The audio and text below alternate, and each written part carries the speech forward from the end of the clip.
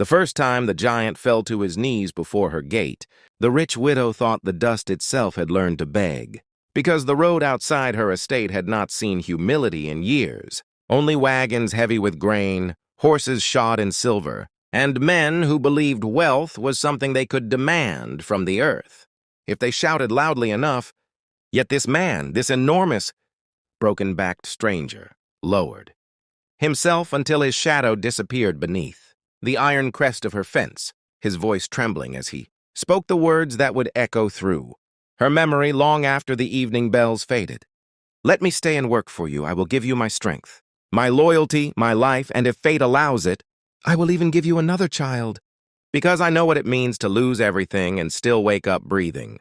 She stood on the balcony above him, dressed in mourning black that no longer matched the fire in her eyes, her fingers resting on the rail her late husband had once polished himself. And in that moment she was not just a widow but a ruler of land, memory, and grief.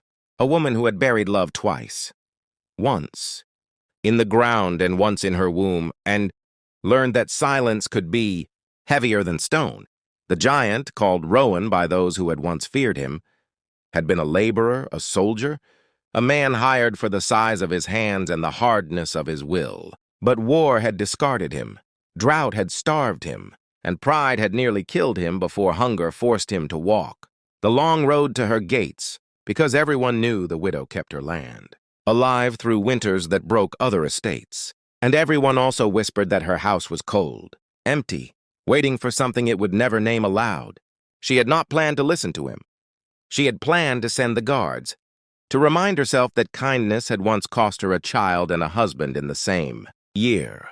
But something in the way he spoke, slow, careful as if each word was a stone he feared might crack, made her raise a hand and command silence instead of removal.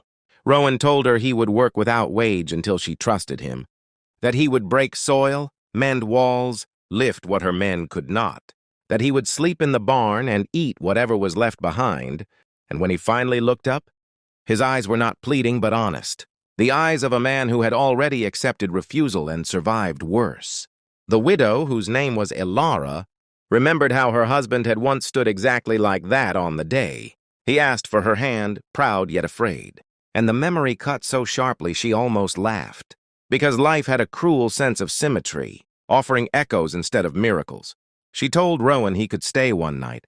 Nothing more, because even mercy needed a boundary. And as he bowed his head in gratitude, she felt the estate breathe for the first time in years, as if the land itself recognized a missing piece returning. That night, storms rolled across the fields, and Rowan worked through the rain, securing loose beams, guiding frightened horses, standing like a wall against the wind while Elara watched from the window, her heart remembering what it felt like to rely on someone without fearing the cost.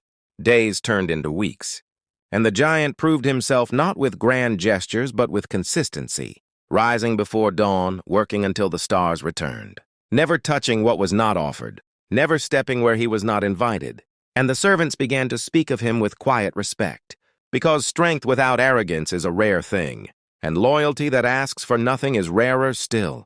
Elara noticed changes she had not ordered. The orchard revived. The fences straightened.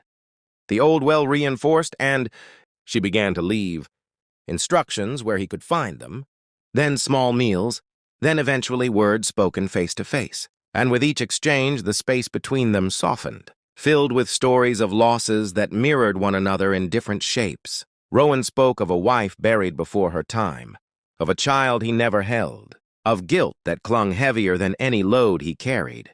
And Elara listened without judgment, because grief recognizes its own language even when spoken by a stranger.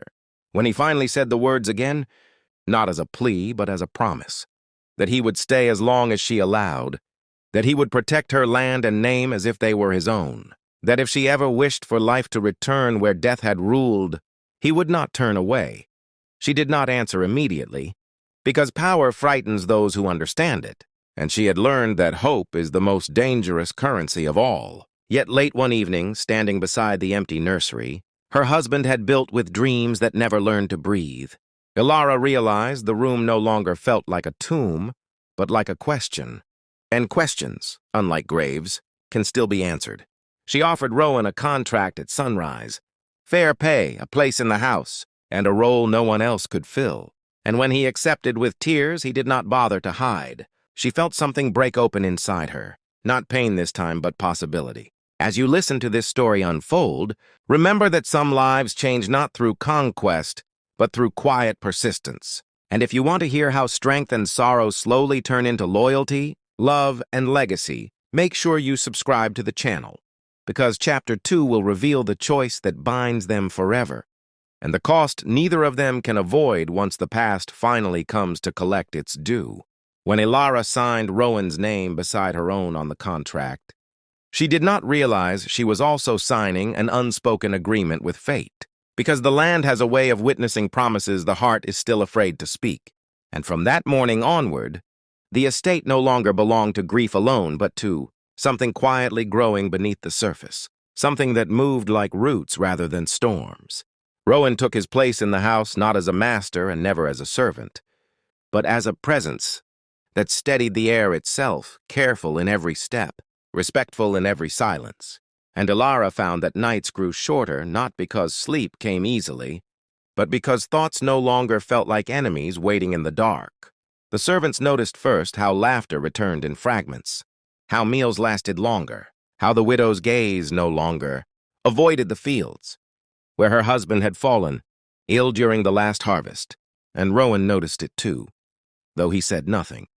Because some miracles shatter if named too early, he worked closer to the house now, repairing stonework, reinforcing the old tower, teaching the younger men skills he had learned the hard way, and Elara watched him not with longing but with trust, which frightened her more than desire ever could, because trust requires a future, and she had trained herself to live without one.